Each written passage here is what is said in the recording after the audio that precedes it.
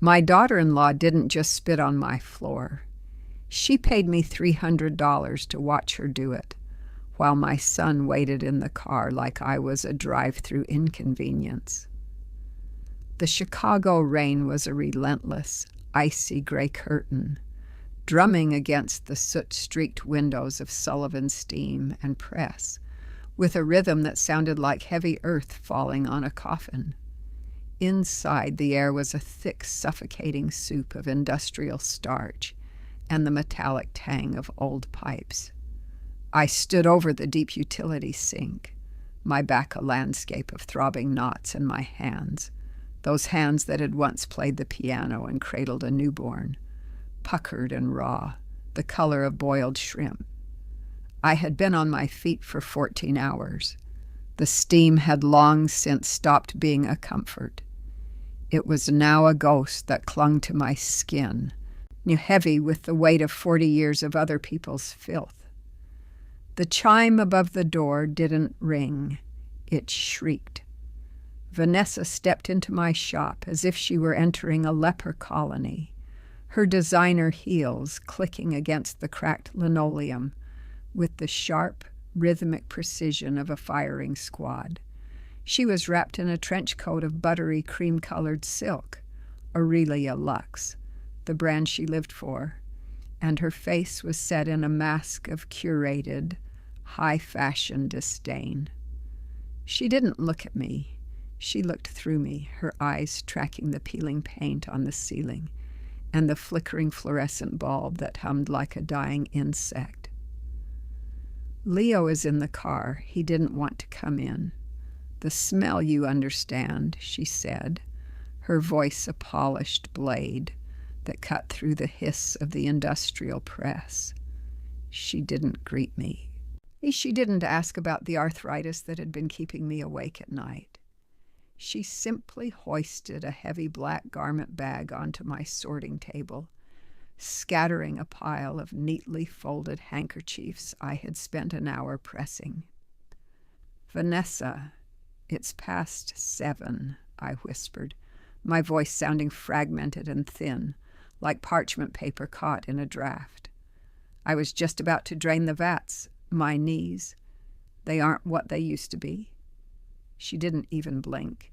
Instead, she reached into her clutch, pulled out 3 crisp $100 bills, and with a casual flicking motion of her wrist, tossed them into the deep sink. I watched, paralyzed, as the money fluttered down like dying birds, landing in the gray, scummy rinse water, where a stranger's greasy work overalls were currently soaking. "Consider that a tip for the overtime, Martha," she spat, leaning over the counter until I could smell the expensive cold lily scent of her perfume, a scent that had no business in a place that smelled of lye and sweat. "Those are hand-painted silks in that bag. They cost more than this entire shabby box you call a business. I need them done by tomorrow morning's gala. Clean them properly. And Martha, try to clean the filth off your own soul while you're at it. You look pathetic." She turned on her heel, her coat billowing behind her like a shroud, and vanished back into the Chicago gloom. The door swung shut, and for a moment, the only sound was the drip, drip, drip of the leaky faucet hitting the submerged money. I stood there, frozen. The water in the sink was lukewarm and dirty, filled with the grit of the city and the salt of my own labor. I looked at the $300 floating in the muck. It was more than I made in a week of honest scrubbing. It was also a ransom note for my dignity. I looked toward the street. Through the blurred glass, I could see the sleek black silhouette of Leo's luxury SUV idling at the curb. My son. The boy I had raised on cereal dinners for 3 years so he could have the best tutors. The boy whose university tuition I had paid by scrubbing the vomit out of hotel linens and the grease out of mechanics' rags. He didn't even look toward the window. He was staring at his phone. his face illuminated by the cold, blue light of a world that no longer had room for a woman, with red hands and a bent back. So this is how they repay me? The question didn't just form in my mind, it ached in my marrow. And did they really think I had become that senile? Did they think that because I spent my days submerged in the mundane, I had lost the ability to feel the bite of their delusions of power? I reached into the gray suds, my fingers brushing against the rough texture of the floating bills. The water felt like ice. I was 65 years old, a U.S. citizen who had worked every day since I was 16, and I was currently fishing for my daughter-in-law's charity in a vat of dirty water. This was rock bottom, not because I was poor, I had been poor before, but because I was invisible to the only blood I had left. I was a relic, a washerwoman, a shabby inconvenience to be managed with a flick of a wrist and a handful of cash. I pulled the wet bills from the water and laid them on the edge of the sink. They were dripping, ruined by the very filth Vanessa had commanded me to wash away. I looked at the black garment bag sitting on my table. It looked like a predator waiting to be fed. I closed my eyes and leaned my forehead against the cool, damp tiles of the wall. My breath was hitched, a choking sorrow rising in my throat that no amount of steam could clear. The punch had landed. I was broken, exhausted, and humiliated in the very space I had built to survive. But as the silence of the shop settled around me, a tiny cold spark of something else began to flicker beneath the hurt. It wasn't the heat of the boiler. It was the sharp, clinical clarity of a woman who has nothing left to lose. I opened my eyes. I looked at my puckered red hands. Then I looked at the bag of silks. The rain and the ruin had arrived, but they had forgotten one thing about people who work in the steam. We know exactly how to handle the heat. And I was just getting started. The silence that followed the slamming of Vanessa's car door was heavier than the damp wool coats I press every winter. I stood alone in the dim, flickering light of the shop, the only sound the rhythmic, mocking drip hiss of a leaky valve on the industrial boiler. On the edge of the utility sink, the $300 sat in a sodden, pathetic pile, money that had been meant as an insult, a price tag placed on my humiliation. I looked at my hands. They were trembling. The skin on my knuckles had been erased by 4 decades of caustic soaps and scalding water until they were as smooth and featureless as river stones. My joints were calcified knots of protest, throbbing in time with the dull ache in my lower back. I am 65 years old, and every inch of my body is a map of the labor I performed, so that my son, Leo, I would never have to know what it felt like to have the scent of bleach permanently etched into his pores. So this is how they repay me? The question drifted through the steam like a ghost. Did they really think I had become that senile? That I would forget the texture of the sacrifices that built the very pedestal they now use to look down on me? My mind drifted back to the winter of 1994, a Chicago January so cold the breath froze in your throat before it could become a word. Arthur had just lost his steady work at the yards, and Leo, only 8 years old then, had a chest infection that sounded like gravel rattling in a tin can. We had no insurance, no savings, and the heat in our small apartment had been cut off 2 days prior. I remembered walking to the Plasma Center on 63rd Street. I remembered the sterile, a biting smell of rubbing alcohol and the way the fluorescent lights, hummed with a predatory energy. I sat in those cracked plastic chairs twice a week for 3 months, watching my own life force swirl through a plastic tube for $40 a session. I did it so Leo could have the medicine that saved his lungs, and later so he could have the private tutors that polished his edges until he shone brightly enough to catch the eye of the elite. I worked 70-hour weeks in this very shop, breathing in the toxic fumes of perchloroethylene and the humid, heavy air of the pressers. I skipped meals for years, telling Leo I wasn't hungry, while my stomach cramped with a hollow ache, just so he could afford the tuition at that prestige university. And I sold my mother's pearl earrings, the only beautiful thing I owned, to pay for his first bespoke suit for his senior gala. I wanted him to be untouchable. I wanted him to be sublime. I had succeeded far too well. I had raised a man who was so untouched by the reality of struggle that he could sit in a heated luxury SUV while his wife threw charity into his mother's face. Vanessa's words echoed in the steam. My clothes are more expensive than this shabby shop of yours. I looked at her garment bag. Aurelia Lux. The brand represented everything I had kept Leo away from. The grit, the grease, the manual exhaustion of the common world. To Vanessa, I was a relic, a functional piece of the background machinery that ensured her life remained unblemished. She didn't see a woman. She saw a service. She didn't see the mother who had literally bled so her husband could have the creative director, title she so proudly flaunted. The empathy I once held for them, the excuses I made for Leo's distance, the way I told myself they were just busy with their high-stakes world, evaporated in the heat of the shop. It was replaced by a cold, hard clarity.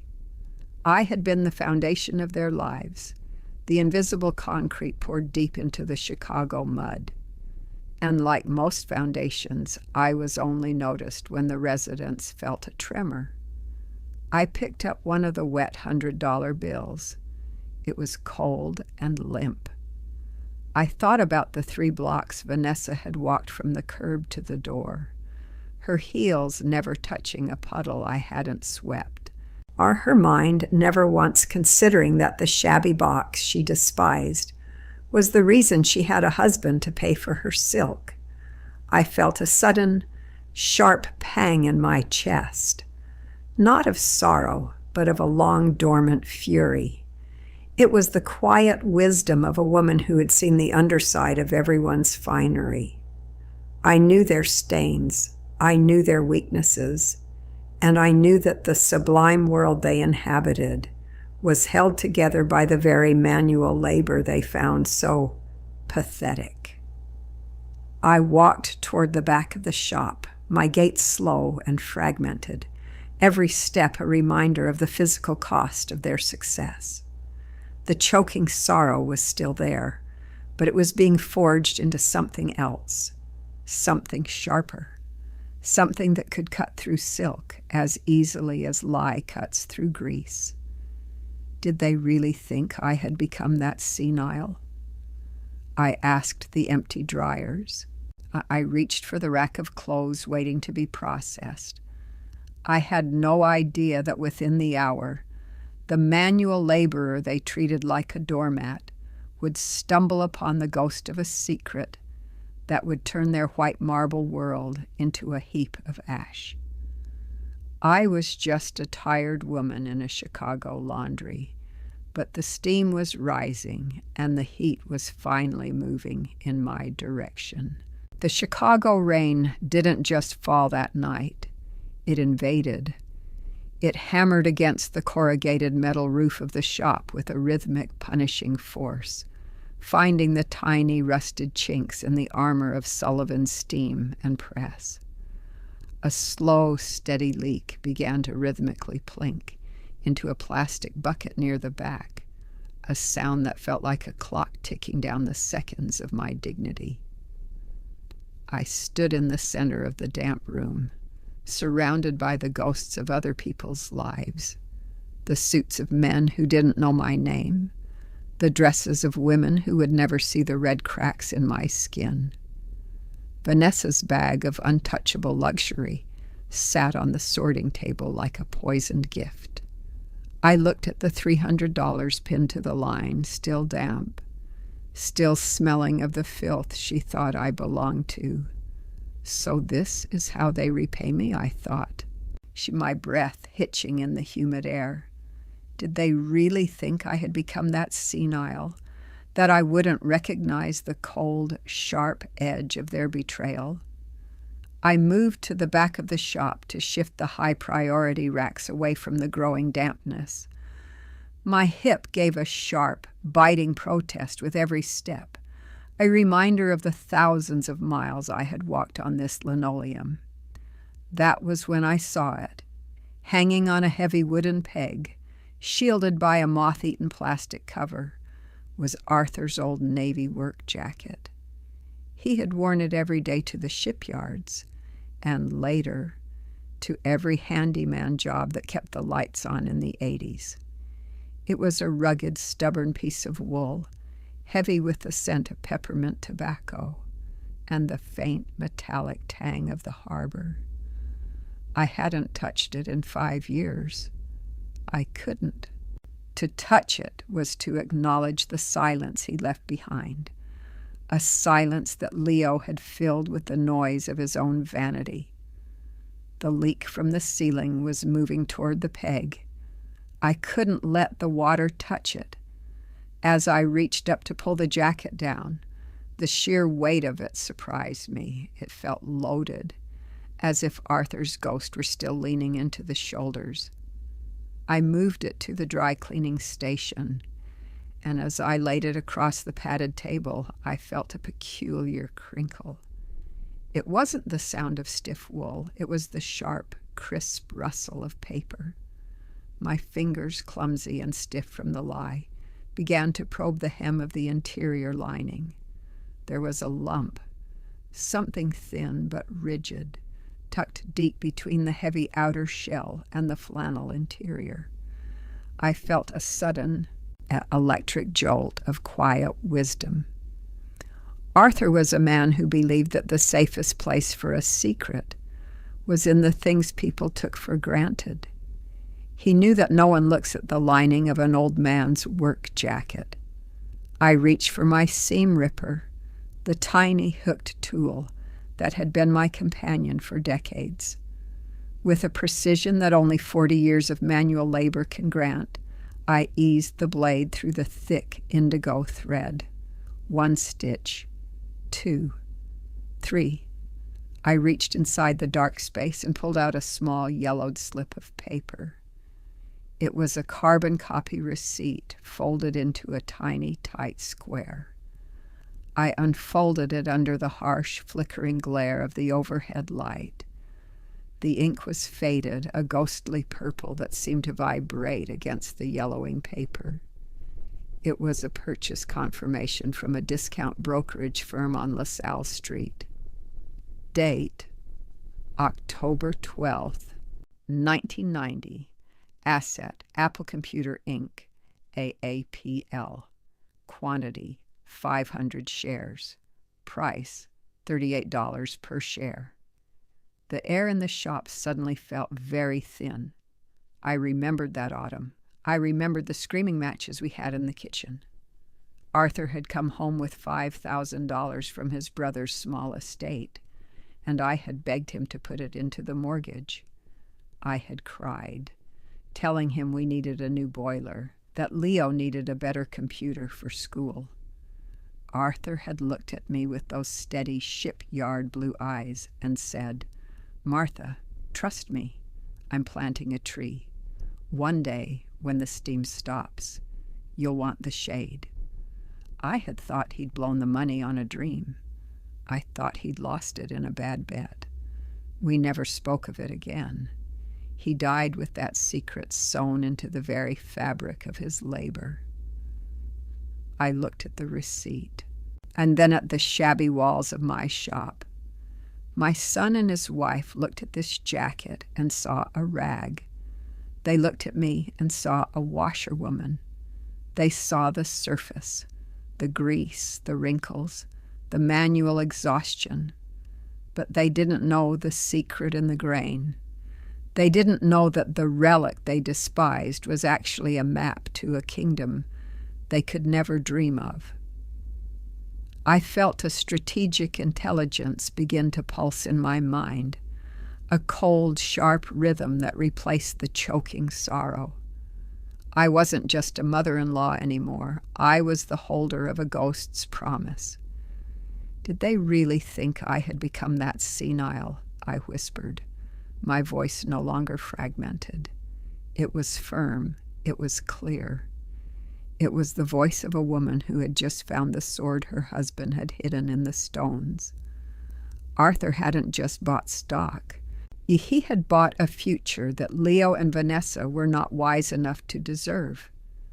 They worshipped the black card and the sublime brand, but I was holding the literal foundation of the digital world in my red, puckered hands. Manual laborers are invisible, Vanessa had said.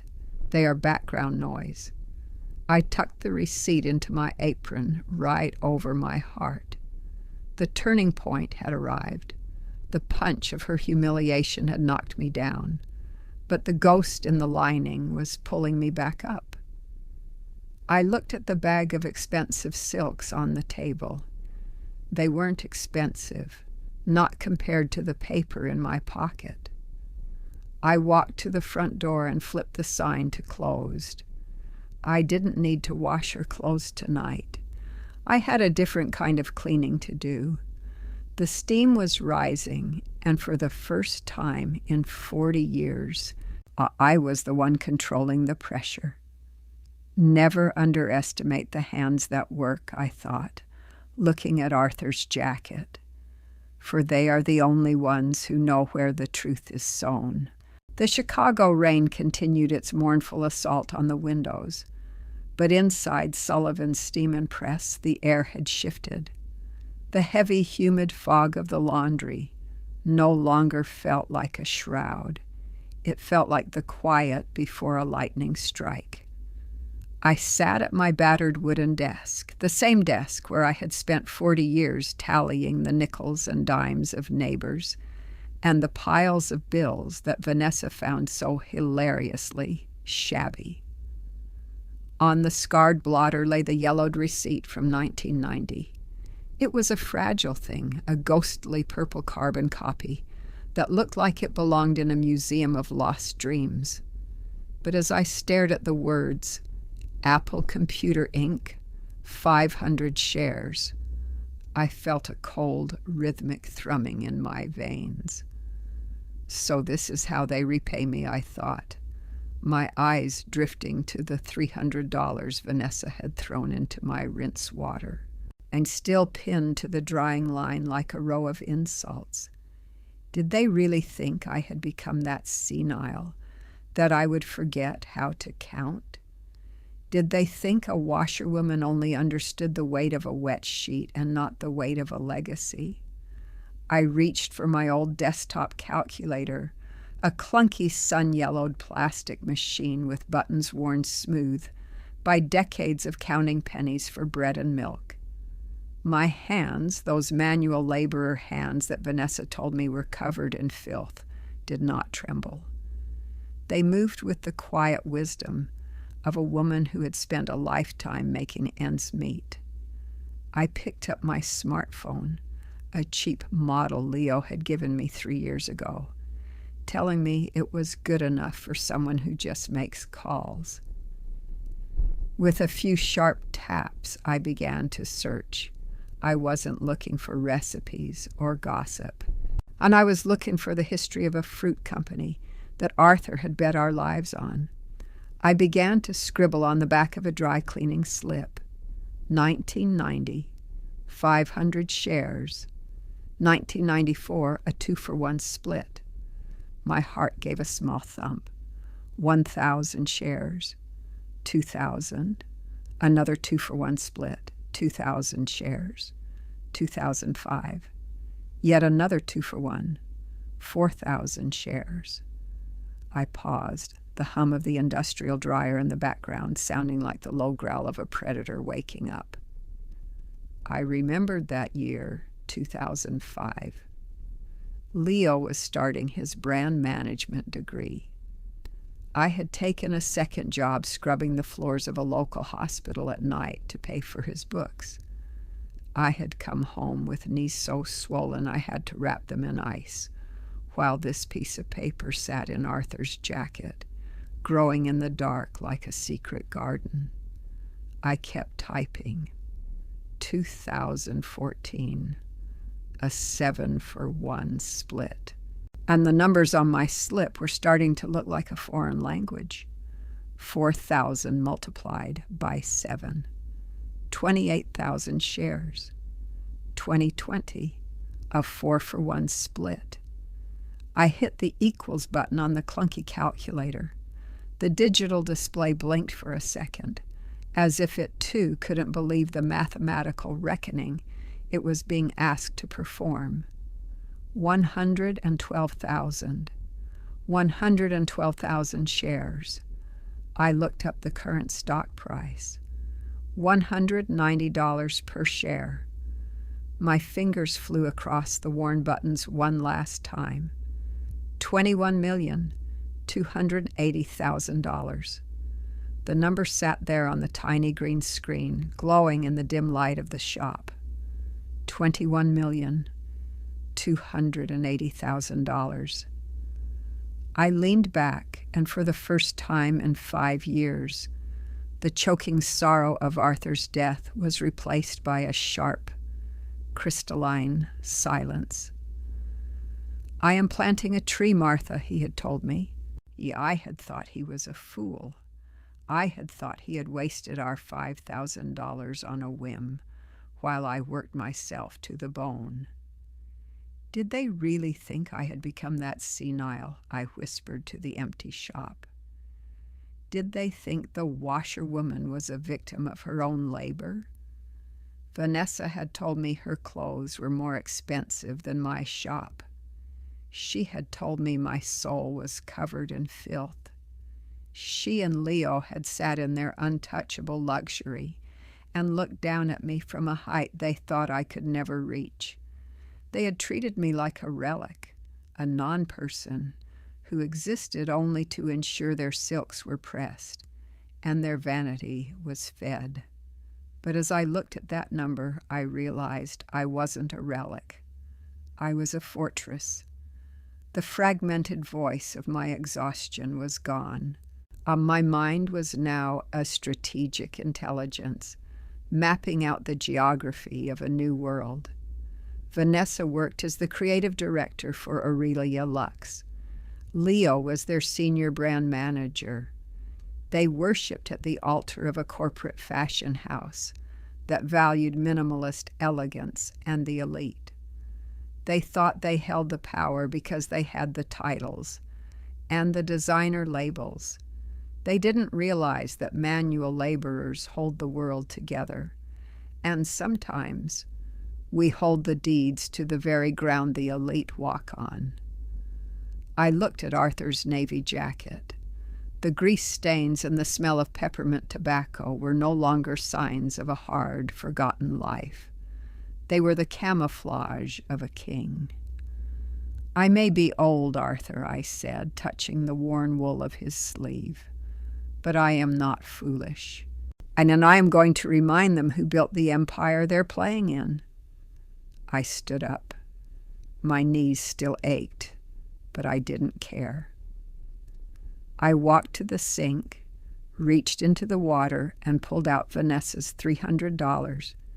I pinned them back to the line, but this time I didn't feel humiliated. I felt a cold, patient mirth. The mathematical reckoning was over. The strategic intelligence had begun. I didn't need to wash her silks tonight. I didn't need to scrub the floors for her delusions of power. I had a different kind of cleaning to do. I reached for my Sunday coat.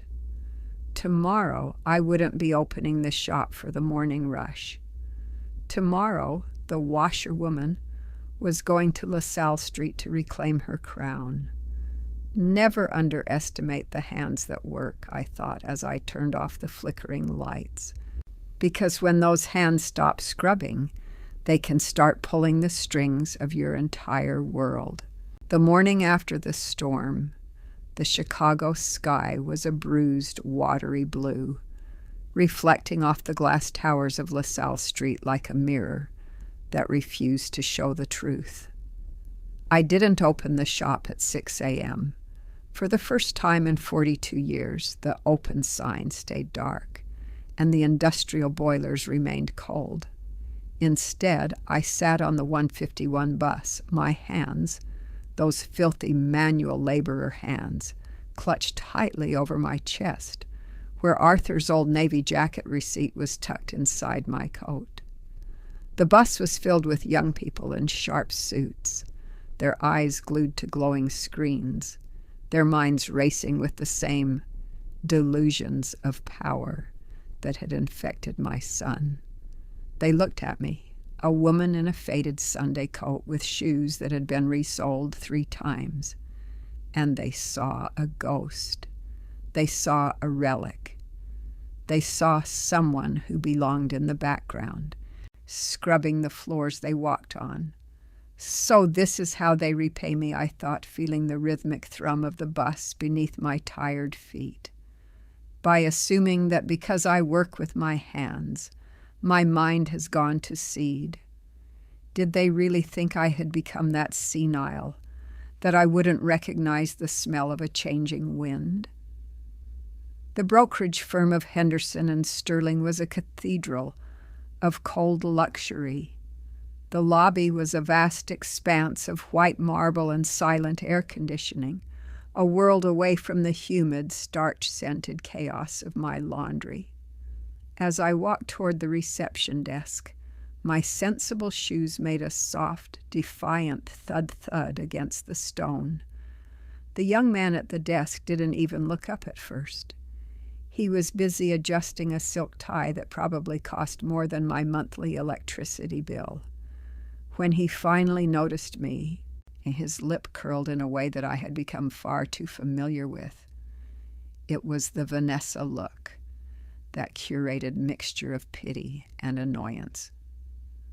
"The public assistance office is 3 blocks west, ma'am," he said, his voice dripping with a condescending sweetness that felt like a slap. "This is a private investment firm." I stood taller. My back, usually curved from the weight of wet linens, felt like a rod of cold-rolled steel. I reached into my coat and pulled out the yellowed carbon copy receipt. I laid it on the pristine marble counter with a hand that did not shake. "I'm not looking for assistance," I said. My voice was no longer low or fragmented. It was clear-headed and sharp, a tone forged in the fires of 40 years of business survival. "I am here to settle a legacy account. 112,000 shares of Apple, adjusted for splits. I believe you'll find the certificate number matches your 1990 archives." The boy laughed, a short, ugly sound. "Ma'am, do you have any idea what you're saying? That's over $20 million. People don't just find that in a laundry shop." "Scan the code," I said, my eyes locking onto his. "Or call your senior partner. Tell him Martha Sullivan is here to collect on Arthur's tree." 10 minutes later, I was no longer in the lobby. I was in a corner office that overlooked the entire city, sitting in a leather chair that cost more than my delivery van. A man named Mr. Whitaker, a senior partner with silver hair and a terrified expression, was pouring me tea with a trembling hand. He had just seen the numbers on his screen. He had seen the hidden asset that had been growing in the dark for 35 years. "Mrs. Sullivan," he whispered, it's unprecedented. The dividends alone, which have been sweeping into a dormant cash account, total nearly $4 million.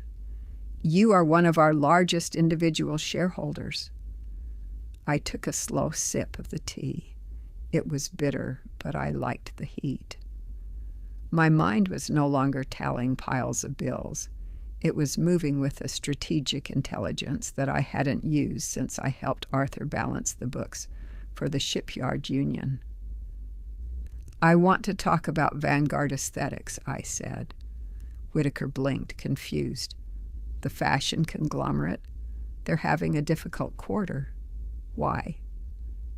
"Because they own Aurelia Lux," I replied. I thought of Vanessa's sneering face, the way she threw money into my dirty water, the way she called my shop shabby. I thought of Leo, my son, who stood by and watched his wife treat his mother like a non-person. "I've spent 40 years watching people through the clothes they wear," I said, leaning forward.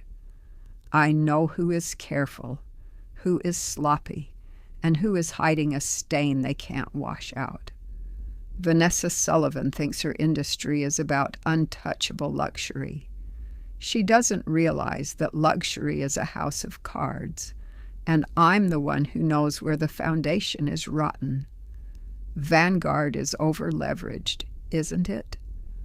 Whitaker nodded slowly, a newfound respect dawning in his eyes. "They are. They're looking for a private equity buyout to avoid a hostile takeover." "Good," I said, my voice firm and decisive. "I want you to use my holding company, Arthur's Legacy, LLC, to buy the controlling interest in Vanguard.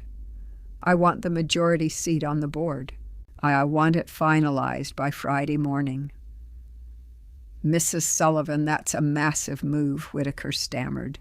"You'd be the boss of of everyone in that building." "Exactly," I said, standing up. The choking sorrow of the previous night had been replaced by a soaring sense of victory. I looked at my red puckered hands. They were the hands of a manual laborer.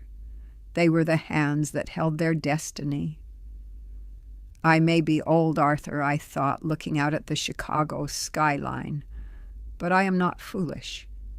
And these people are about to learn that the woman who scrubs the filth is the only one who knows how to truly make things clean. "Finalize the acquisition," I told Whitaker, "and make sure the creative director of Aurelia Lux doesn't hear a word about it, where I want her to be at the peak of her delusions of power when I arrive." I walked out of that office not as a washerwoman, but as a sovereign. The strategic intelligence had been engaged. The turning point was behind me. Friday was coming, and the steam was going to be hotter than Vanessa could ever imagine. The ink on the acquisition papers was still damp, smelling of cedar and cold clinical power, but to me it smelled like the end of a 40-year storm. I sat in the plush, silent interior of a town car, another service provided by Mr. Whitaker's firm, watching the gray Chicago streets blur past the tinted windows. In my lap sat a leather-bound folder. Inside was the certificate of incorporation for Arthur's Legacy, LLC, and the confirmation of a majority stake in Vanguard Aesthetics. So this is how the world changes, I thought, my fingers tracing the embossed gold seal, not with a shout, but with the quiet slide of a pen. Did they really think I had become that senile, that I wouldn't know how to move the mountain they thought I was buried under? My mind was no longer low or fragmented. The strategic intelligence that had kept a small laundry shop afloat through decades of economic winters was now focused with the intensity of a laser. I had spent 40 years reading the fine print of survival. Reading a corporate takeover was simply a matter of scale. Vanguard Aesthetics was a house of cards built on vanity and debt. They had expanded too fast, fueled by the delusions of power of people like Vanessa, who believed that a brand's prestige was more important than its solvency. They were bleeding $4 million a quarter. They were desperate for a savior. They just didn't expect their savior to have calloused hands and a faded Sunday coat. "The board is in a panic, Mrs. Sullivan," Whitaker had told me an hour earlier, his voice hushed with a newfound, almost fearful respect. "They've been looking for a private equity partner to bail them out before the Monday morning bell. When Arthur's Legacy, LLC, made the cash-on-hand offer for 51% of the voting shares, they didn't ask questions. They just signed." "They didn't look at the name behind the LLC?" I asked. "As you requested, I acted as the proxy," Whitaker replied. "To them, you are a faceless entity with $25 million in liquid assets. They won't know the truth until the Creative Summit on Friday." "Good," I said, my voice firm and decisive. "Let them spend the next 48 hours feeling safe. It's a luxury they won't have for long." I had the car drop me off 2 blocks from my shop. I didn't want the neighbors, or the spies Vanessa surely had, to see the washerwoman emerging from a luxury vehicle. I walked the rest of the way, the Chicago wind biting at my cheeks, returning to the humid, starch-scented sanctuary of Sullivan steam and press. The spatial contrast was jarring. 1 hour ago, I was deciding the fate of a multi-million-dollar fashion conglomerate in a room of glass and mahogany. Now I was standing in a shop where the ceiling leaked, and the piles of bills sat on the desk, like a mocking tally of my supposed failure. I picked up a heavy iron and began to press a client's work shirt. The steam rose in a familiar cloud, and for a moment I felt the quiet wisdom of the labor return. Never underestimate manual laborers, I thought, the rhythm of the press grounding me. We are the ones who see the structural integrity of the things you wear. We know when the fabric is thin. We know when the seams are about to burst. The chime above the door shrieked. It was Thursday afternoon, and Vanessa was right on schedule. She marched in, her face twisted in an even sharper mask of materialistic arrogance than before. She was clutching a latte in one hand, and her phone in the other, already barking orders at someone on the line. "I don't care about the budget, Leo. Tell the photographers that Aurelia Lux doesn't negotiate." She slammed the phone onto my counter and looked at me as if I were a piece of gum stuck to her heel. "Martha, my silks, are they finished?" I didn't look up from the iron. "They're on the rack, Vanessa. I spent 3 hours on the hand-painted hems." She walked over to the rack and inspected the dresses with a jeweler's loop of pure malice. "There's a smudge here," she lied, pointing to a pristine fold. "God, you really are losing it. And this shop is a disaster. It smells like a wet dog in here." She reached into her bag, pulled out a $20 bill, and let it flutter to the floor right into the puddle from the leaky ceiling. "Clean it up properly, Martha," she sneered. "And don't bother coming to the summit tomorrow to congratulate Leo on his promotion. I've already told security that his mother is, let's just say, indisposed. We can't have the new creative team seeing where he actually came from." I stopped the iron. I looked at the $20 floating in the dirty water. Then I looked at Vanessa. She thought she was the creative director of a world I couldn't touch. She didn't realize that I now owned the air she breathed, the desk she sat at, and the very brand she used to belittle me. "I'll be there, Vanessa," I said, my voice low and steady.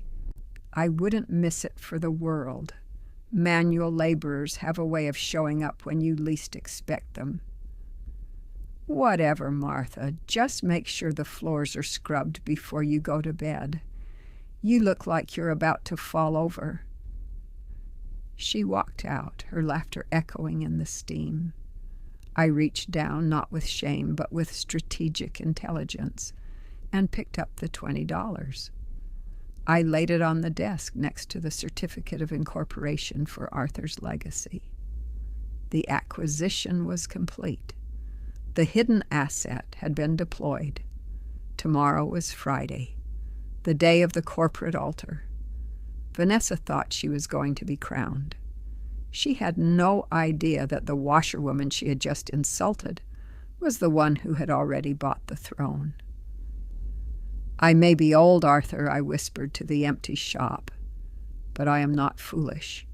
And your tree is about to bear some very bitter fruit for the people who tried to chop it down." The headquarters of Aurelia Lux was a glass and steel needle piercing the Chicago skyline, a temple dedicated to the worship of the shallow and the expensive. As I stepped through the revolving doors, the pressurized air of the lobby hit me, scented with a proprietary blend of cold lilies and white tea, a far cry from the humid, lie-heavy fog of my laundry shop. The floor was a vast, unbroken sea of white calicotta marble, polished to such a mirror-like finish that I could see the reflection of my sensible, worn-out shoes with every step. I felt the weight of 40 years of manual labor in my joints as I approached the security desk. My back curved like a bow from leaning over the steam press and felt out of place amidst the straight lines and sharp angles of the elite. I was dressed in my navy work dress, the one I had scrubbed and pressed until the seams were white with age. I didn't look like a tycoon. I looked like the help, and that was exactly what I needed. So this is how they repay me, I thought, looking at the digital directory where Vanessa's name was listed in bold gold letters, Creative Director. Did they really think I had become that senile, that I wouldn't recognize the very architecture of the world they've tried to lock me out of? The receptionist, a girl with skin like porcelain and eyes like chips of flint, didn't even bother to look up until I cleared my throat. "Delivery entrance is in the back, ma'am," she said, her voice a practiced melody of dismissiveness. "I'm not here to deliver, dear," I said, my voice adopting that clear-headed, sharp tone that had begun to replace my exhaustion. "I'm here for the Creative Direction Summit. I believe Arthur's Legacy, LLC, has a reserved seat." She blinked, confused by the name of the holding company, but a quick check of her screen turned her dismissiveness into a flustered, frantic clicking of keys. The mystery investor, pardon me, level 44, the boardroom." As the elevator whistled upward, I caught my reflection in the brushed steel panels. My hands were red, puckered at the fingertips, the permanent cost of 40 years in the suds. I smoothed my apron. My strategic intelligence was a cold, bright flame in my chest. I wasn't just Martha Sullivan, the washerwoman. I was the ghost of Arthur's sacrifice, coming to collect a debt 35 years in the making. The doors slid open to level 44, the corporate altar. The boardroom was a cathedral of cold luxury. A massive table made of a single slab of obsidian sat in the center, surrounded by windows that looked down on the rest of the world. Vanessa was already there, standing at the head of the table in a gold-threaded blazer that likely cost more than my shop's entire inventory. She was holding court, a laser pointer in one hand and a flute of champagne in the other. My son, Leo, stood just behind her shoulder, looking like a well-groomed accessory to her ambition. "The theme for the next quarter is untouchable luxury," Vanessa's voice rang out, filled with the delusions of power that had made her so blind. She gestured to a slide on the screen behind her. "We are stripping away the common. We are removing the fingerprints of the masses from the brand. Aurelia Lux is for those who do not work, for those whose lives are unmarred by the grit of the everyday."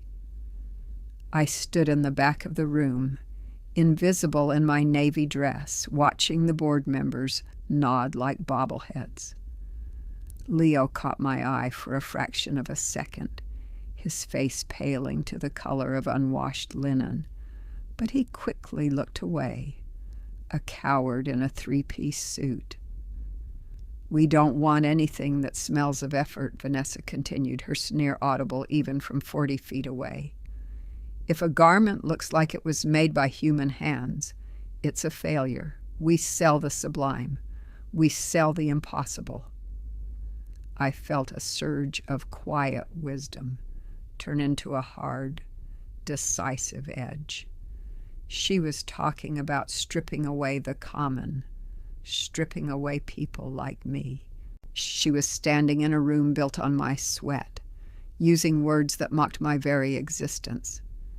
Mr. Sterling, the CEO of Vanguard Aesthetics, cleared his throat, checked his watch, and looked toward the door. He looked like a man who hadn't slept in weeks. "Vanessa, that's quite enough for now. We have a more pressing matter. Our parent company has a new majority shareholder. Arthur's Legacy, LLC, has finalized the acquisition of 51% of our voting stock. The owner is here to meet with us to discuss a radical restructuring." The room went silent. Vanessa's laser pointer wavered. "The mystery buyer? Here? Finally?" She adjusted her blazer, her face setting into a mask of predatory charm. "I look forward to showing them my vision for the future of this brand. We're about to become the most exclusive name in the world." "I think you've become plenty exclusive already, Vanessa," I said, stepping out from the shadows of the doorway. The silence that followed was so thick I could have ironed it. Vanessa's champagne flute tilted precariously in her hand. Leo looked like he wanted to vanish through the floorboards. The washerwoman had entered the den of wolves, but I wasn't the prey. I was the one holding the leash. I walked toward the head of the table, my footsteps firm. My eyes locked onto the daughter-in-law who had thrown money into my dirty rinse water just days ago. I didn't look at the models on the screens. I didn't look at the untouchable luxury. I looked at the fear beginning to bloom in Vanessa's eyes. The corporate altar was ready for the sacrifice, but it wasn't going to be mine. I may be old, Vanessa, I thought, the words a silent promise to Arthur as I reached for the chair at the head of the table. But I am not foolish, and you are about to learn exactly what happens when the common hands you despised decide to stop holding you up. The silence in the boardroom of Aurelia Lux didn't just fall. It shattered like the cheap glass Vanessa probably thought was crystal.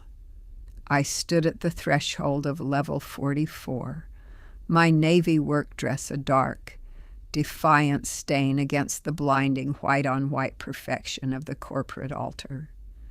Every eye in the room, eyes that were used to scanning spreadsheets and silk swatches, was now locked on my red, puckered hands and the heavy laundry bag I had slung over my shoulder.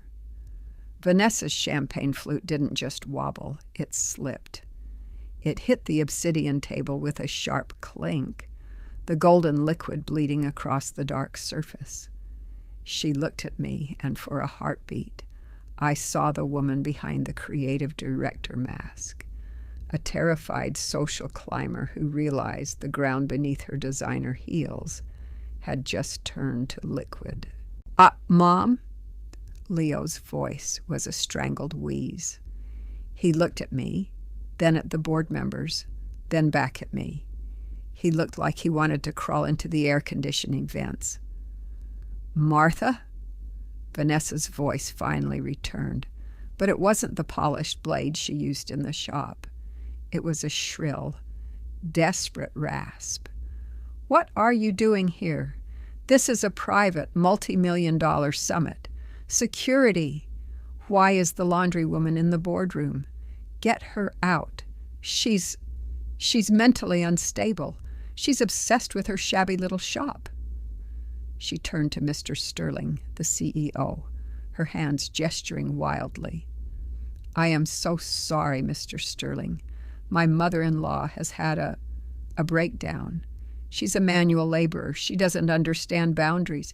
Leo, for God's sake, get her to the service elevator before the new owner arrives." I didn't move. I didn't flinch. The fragmented voice of the woman who had fished $300 out of dirty rinse water was gone. I walked toward the table, the rhythmic thud-thud of my sensible shoes sounding like a gavel.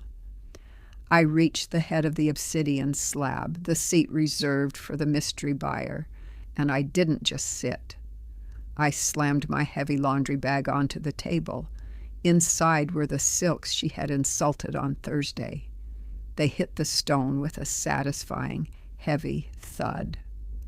"I'm not going to the service elevator, Vanessa," I said. My voice was firm and decisive, echoing off the glass walls with a clarity that made Mr. Sterling sit up straight. "And I'm not mentally unstable. I'm just a woman who has spent 40 years cleaning up other people's messes. Today, I'm starting with yours." "Martha, shut up," Vanessa screamed, or her delusions of power flaring like a dying ember. "You're a washerwoman. You scrub filth for $30 a load. You belong in a basement, not in a boardroom with the elite." "The elite?" I asked, a slow, sharp smile spreading across my face. I looked at Mr. Sterling. "Mr. Sterling, you mentioned that Arthur's Legacy, LLC, had finalized the acquisition of Vanguard Aesthetics this morning. You mentioned the owner was here to discuss a radical restructuring. Well, you're looking at her." The room went so quiet I could hear the hum of the digital tickers on the wall.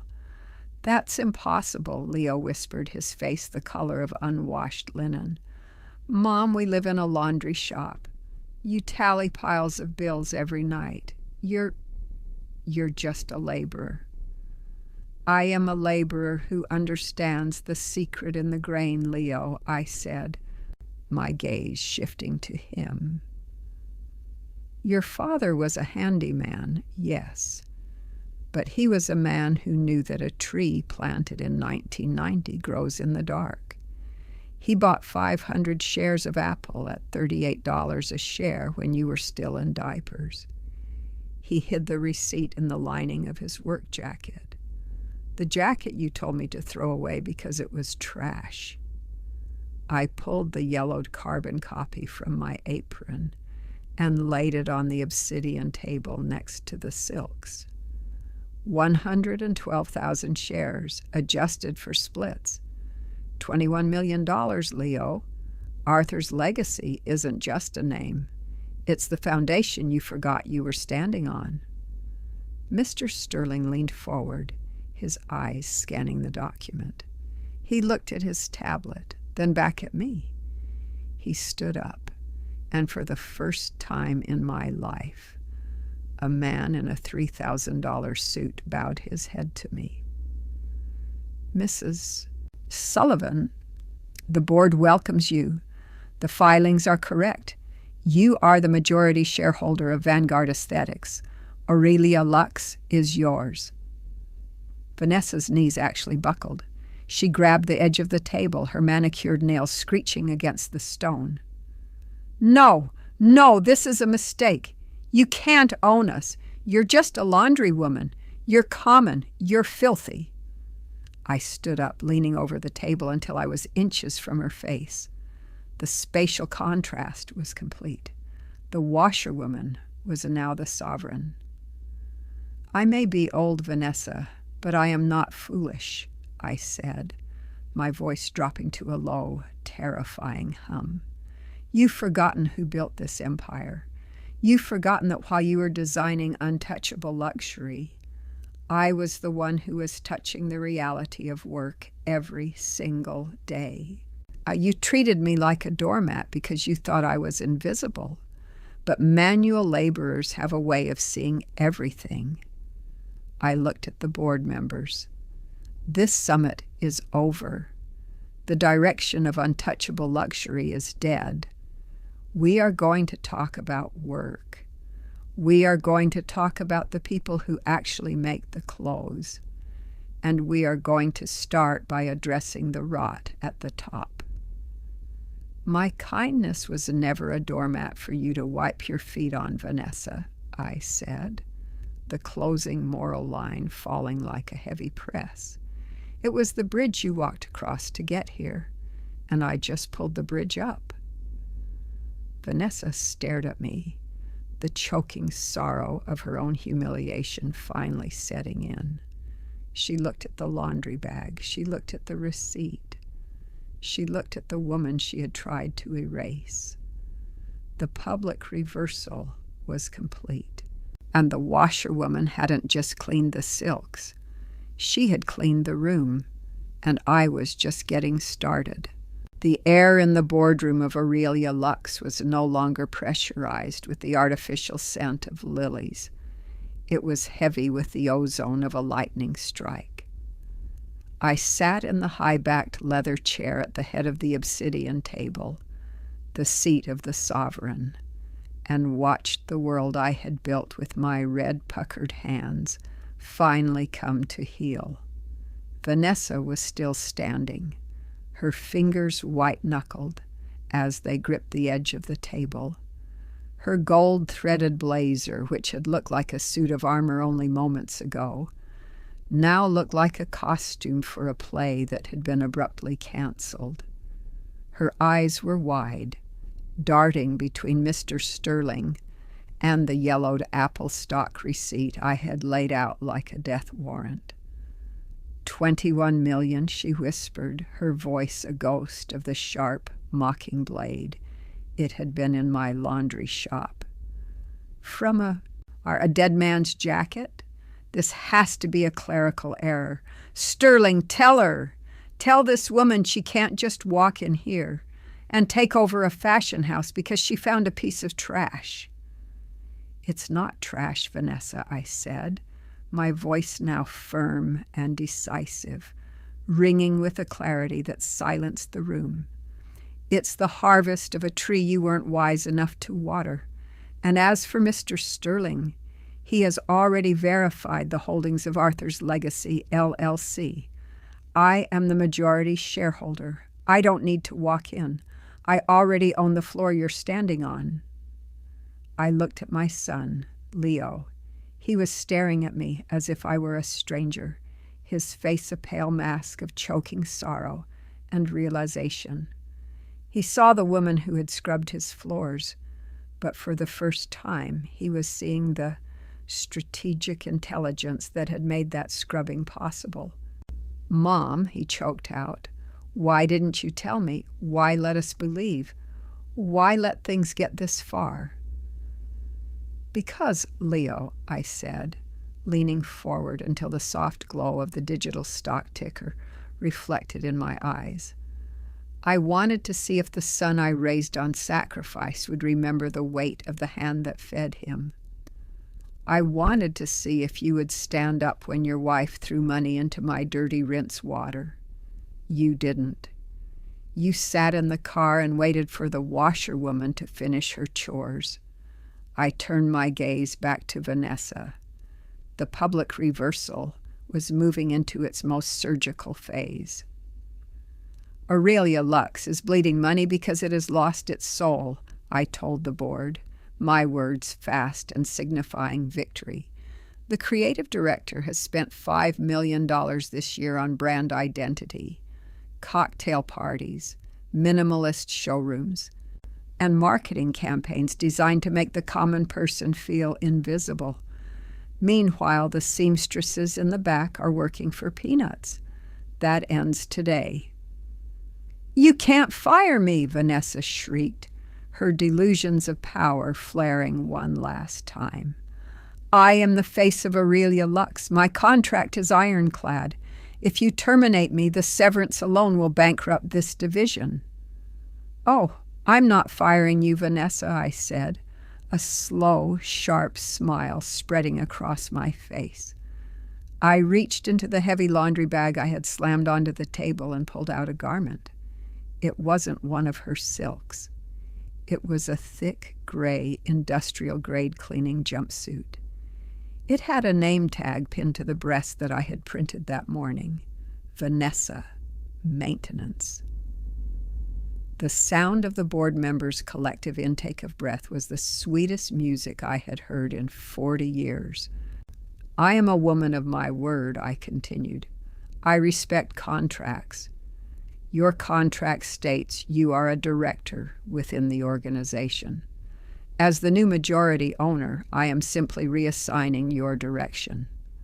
Aurelia Lux has a 50,000 square foot flagship store on Michigan Avenue.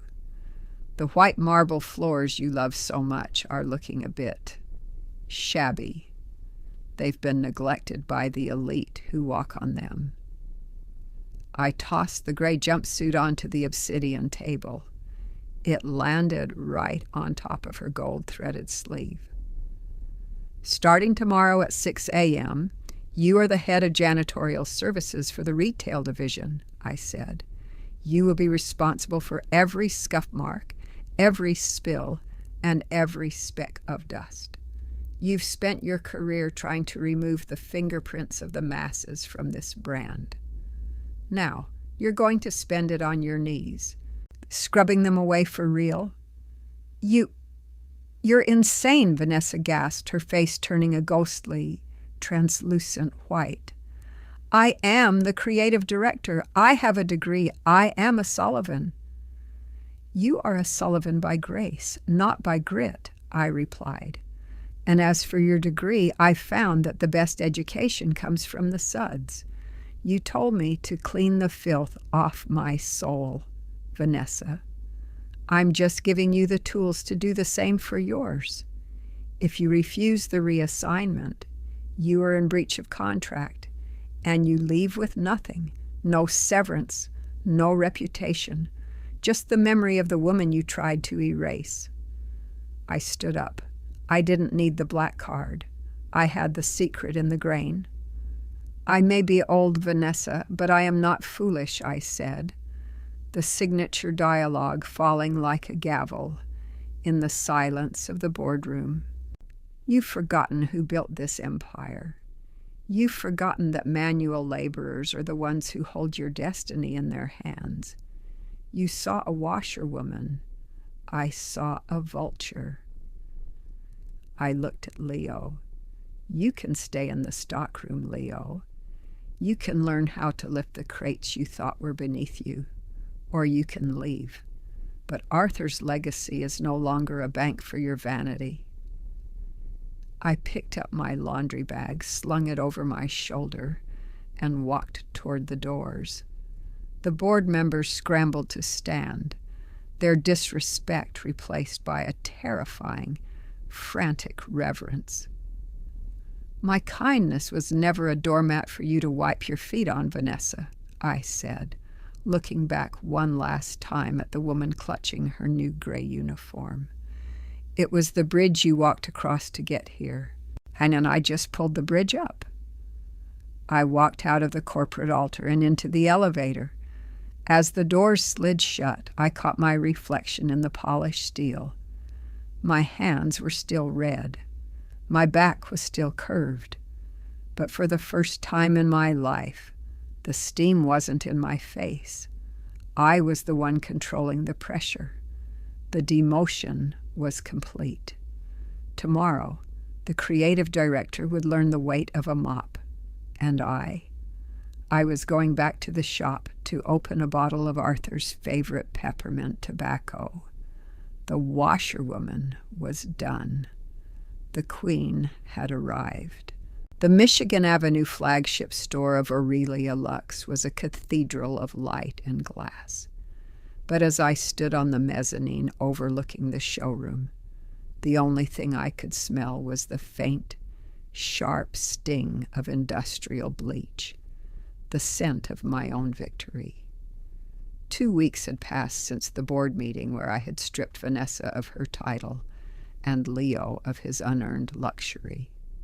The mansion of cold luxury and the boardroom of untouchable elegance were behind me now. I was back in the world of work, but this time I wasn't the one holding the mop. I leaned against the polished brass railing, my hands, those red, puckered manual laborer hands, resting comfortably on the cool metal. Below me, the store was a hive of activity. Wealthy socialites glided across the Calicut marble floors, their heels clicking with the same arrogant rhythm Vanessa's once had. They didn't notice the woman in the gray jumpsuit kneeling near the grand entrance. They didn't see the person scrubbing the scuff marks off the stone. To them, she was invisible. To them, she was just the help. So this is how they repay me, I thought, watching Vanessa's reflection in the glass. By assuming that the labor that built their world is beneath them? Did they really think I had become that senile, that I wouldn't recognize the poetic justice in making her face the very dirt she once thought she could buy her way out of? Vanessa looked unrecognizable. Her designer hair, once coiffed into a weapon of social status, was now tucked into a utilitarian mesh net. Her gold-threaded blazer had been replaced by the heavy, scratchy gray cotton of the maintenance uniform I had chosen for her. Her manicured nails, once polished to a high-gloss sheen, were chipped and grayed by the soapy water in her bucket. She was currently on her hands and knees, fighting a stubborn black streak left by a delivery cart. The spatial contrast was absolute. On the racks behind her hung the silks she had designed, the sublime collection that mocked the hands of the common. And there she was, submerged in the mundane, her face twisted in a mask of choking sorrow and exhausted rage. I looked toward the back of the store where the heavy velvet curtains led to the stockroom. Leo emerged, hauling a wooden crate filled with winter coats. His face was slick with sweat. His expensive shirt sleeves rolled up to reveal arms that had never known the weight of a real day's work. And he looked at Vanessa, then at the floor, his eyes filled with a hollow, weary realization. He wasn't the senior brand manager today. He was just a man realizing that his mother's quiet wisdom was a fortress he had tried to burn down while he was still inside. I walked down the grand staircase, my sensible shoes making a firm, decisive sound on the marble. I stopped right next to Vanessa's bucket. The water was gray and scummy, filled with the grit of the street. She didn't look up at first. She was too busy scrubbing, her shoulders shaking with the effort. "You missed a spot, Vanessa," I said, my voice clear-headed and sharp. She froze. Slowly, she looked up, her eyes red-rimmed and stinging from the chemical fumes. When she saw me, the humiliation in her gaze was so thick, I could almost taste it.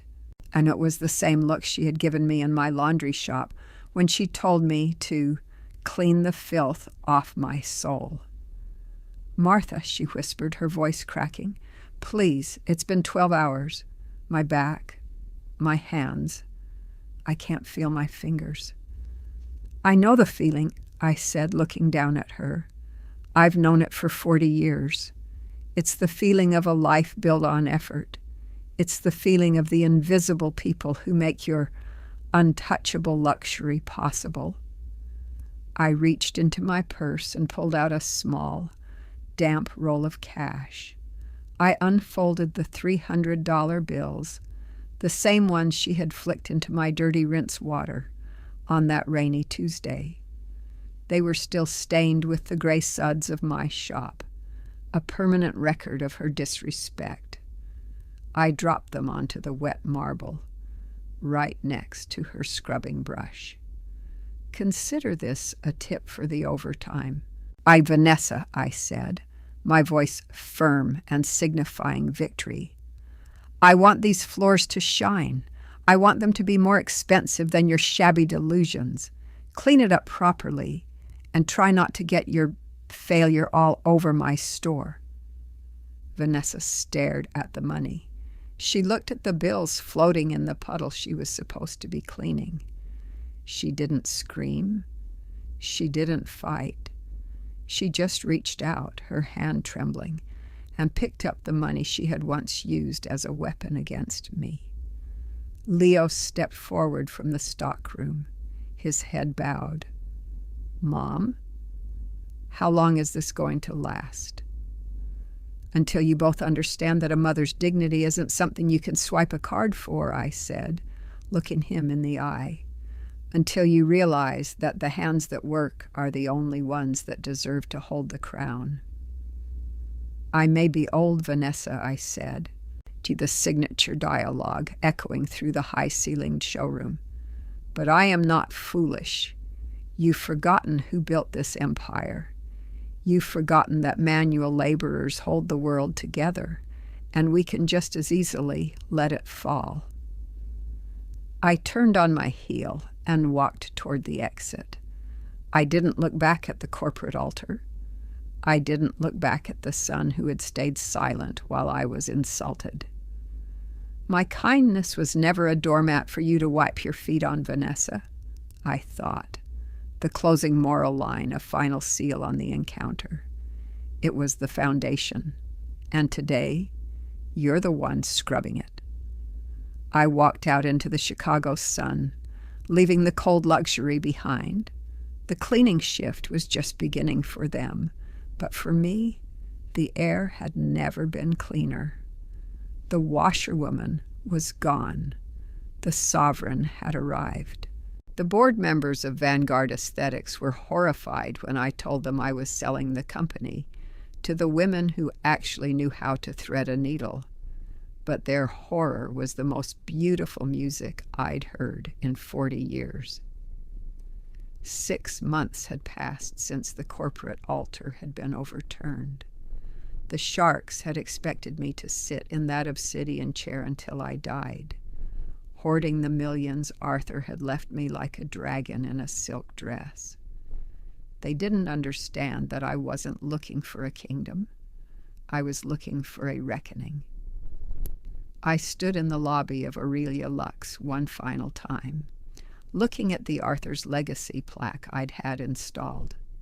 I had signed the papers an hour earlier. I sold the majority stake to a worker-owned co-op, a collection of the seamstresses, tailors, and warehouse staff who had been the backbone of the brand, while Vanessa was busy spending the marketing budget on mood boards and champagne. I kept just enough to ensure I'd never have to fish for charity in dirty rinse water again, and the rest, the vast, staggering remainder of the Apple fortune, I funneled into the Arthur Sullivan Foundation for Manual Trades. So this is how I repay the world, I thought, watching the sunset reflect off the glass tower. By making sure the people who work with their hands finally have a roof that doesn't leak. Did they really think I had become that senile, that I would want to spend my final years in a room of cold marble? The spatial contrast was a physical relief as I stepped back into the north side of Chicago. I didn't take a town car. I took the bus, and I walked the 2 blocks to Sullivan's Steam and Press, the rhythmic clack-clack of my shoes on the sidewalk sounding like a victory march. When I turned the key in the lock and the scent of starch and old steam hit my face, my lungs finally felt full. This shop wasn't shabby. It was a sanctuary. I reopened the shop a week later, but not because I had to. I did it because there is a certain dignity in the steam that a boardroom can never touch. I hired 2 young women, Elena and Sarah, both of them struggling through night school, both of them with that same hard-working fire I had when I was 20. I paid them triple the Chicago average. I taught them how to iron a pleated skirt so it stayed sharp for a week. I taught them the quiet wisdom of the press. Leo came by on a Sunday afternoon while I was closing up. He didn't look like the senior brand manager anymore. He looked tired. His hands were rough, his knuckles bruised from 6 months in the stockroom. He sat on the same stool he used to sit on when he was 5, watching the dryers spin. "Vanessa quit yesterday, Mom," he said, his voice low and no longer filled with delusions of power. She lasted 4 weeks with the cleaning crew and 2 months in the stockroom. She said she couldn't breathe in the filth. She's working at a drive-thru in the suburbs now. I didn't smile. I didn't feel the need to gloat. I just kept folding a stack of fresh towels. Manual labor is a mirror, Leo. It shows you exactly who you are when the titles and the designer labels are stripped away. Vanessa didn't like what she saw. "And what about me?" he asked, looking at his calloused palms. "What do you see?" I stopped folding and looked at him. For the first time in a decade, I didn't see a stranger. I saw a man who was starting to understand the secret in the grain. "I see a son who finally knows the weight of a crate," I said, "and a man who might be ready to understand why his father sewed his heart into a work jacket." "I may be old, Leo, but I am not foolish," I told him, the firm and decisive tone of my voice reflecting the stars beginning to peek through the Chicago haze. "You've forgotten who built this empire, but you're starting to remember the person who actually lives in it."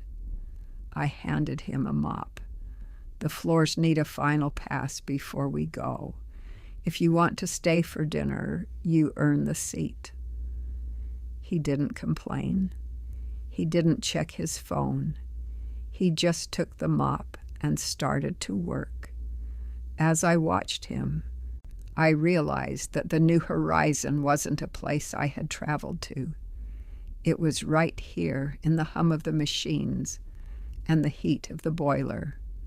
I had used Arthur's legacy to dismantle the untouchable luxury that had nearly choked the life out of our family. I had traded the corporate altar for the steam and the stars. "My kindness was never a doormat for you to wipe your feet on, Leo," I thought, the closing moral line a gentle whisper in the back of my mind. It was the foundation, and it's a beautiful thing to finally see you standing on it instead of walking all over it. I looked up at the ceiling. The leak was fixed. The neon sign was bright, and for the first time in 40 years, I wasn't scrubbing away the filth of the world. I was just making things clean. The washerwoman was gone. The sovereign of the North Side was home. I learned more about the true nature of power from a gallon of industrial bleach than Vanessa ever learned from her Ivy League degree and her gold-threaded blazers. It is a Tuesday evening in Chicago, nearly a year since the corporate altar of Aurelia Lux was dismantled by the hands of a washerwoman. The city outside is draped in a familiar biting sleet, but inside Sullivan's Steam and Press, the air is a thick, comforting embrace of lavender-scented starch and the steady rhythmic hum of the industrial dryers. I am 70 years old now, and as I stand over the press, my back still aches, and my hands are still etched with the red lines of a life spent in the suds. But for the first time in my life, the steam doesn't feel like a weight. It feels like a shroud of victory. I looked at the small, framed slip of yellowed paper hanging on the wall above my desk, the 1990 Apple stock receipt. It is a humble thing, a ghost of a carbon copy, but it is the foundation upon which I rebuilt my dignity. So this is how they thought they could repay me, I thought, looking at the empty space where Vanessa's $300 had once been pinned to the line. Did they really think I had become that senile, that I would allow them to mistake my silence for absence? Did they think that because I worked in the shadows of their untouchable luxury, I had forgotten how to stand in the light? The news reached me last week that Vanessa had been fired from the drive-through window in the suburbs. Apparently, she had tried to belittle a customer for their shabby car, forgetting that when you wear a uniform of service, your arrogance is no longer a shield, it is a target.